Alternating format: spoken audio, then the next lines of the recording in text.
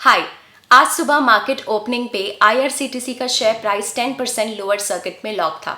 इस वीडियो में हम आपको बताएंगे कि आईआरसीटीसी का शेयर प्राइस आज नीचे क्यों गिरा। आईआरसीटीसी अपने यूजर्स से ऑनलाइन टिकट बुकिंग करने पे एक कन्वीनियंस फीस चार्ज करती है और कस्टमर्स से चार्ज ये कन्वीनियंस फीस आईआरसीटीसी के लिए फाइनेंशियल ईयर 2020 से 21 में सबसे बड़ा रेवेन्यू जनरेटर था, जबकि कंपनी ने कन्वीनियंस फीस के थ्रू 299 करोड़ अर्न किए थे। वहीं इस साल अगस्त तक आईआरसीटीसी ने कन्वीनियंस फीस के रूप में ऑलरेडी 224 करोड़ का रेवेन्यू अर्न कर लिया है। तो आप समझ पा रहे होंगे कि ये कन्वीनियंस फीस कंपनी की अर्निंग्स का इम्पॉर्टेंट पार्ट है। अब ऐसे में कल एक न्यूज़ आती है कि मिनिस्ट्री ऑफ रेलवेज ने आईआरसीटीसी को कन्वीनियंस फीस से जनरेटेड जितना भी रेवेन्यू होगा उनके साथ 50-50 बेसिस पे शेयर करने को कहा है और ये रेवेन्यू शेयरिंग 1 नवंबर 2021 से एप्लीकेबल होगी।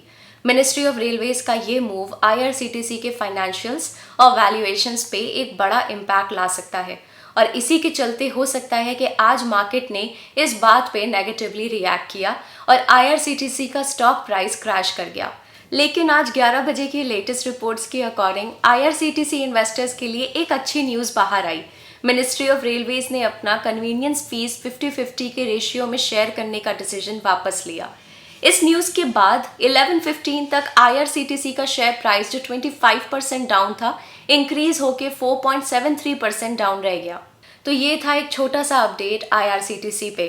आशा करते हैं कि आपको ये वीडियो पसंद आया होगा। हम आपको याद दिला दें कि ये वीडियो सिर्फ एजुकेशनल पर्पस के लिए है और किसी भी तरह की कोई बाय या सेल रिकमेंडेशन नहीं है। ऐसे ही लेटेस्ट अपडेट्स के लिए ग्रो के चैनल को सब्सक्राइब करना ना भूलें।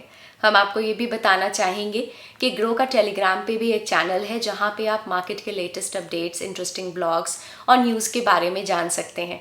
टेलीग्राम चैनल का लिंक हमने इस वीडियो के डिस्क्रिप्शन में डाल दिया है, तो आप उसको भी ज़रूर ज्वाइन करें। Bye bye.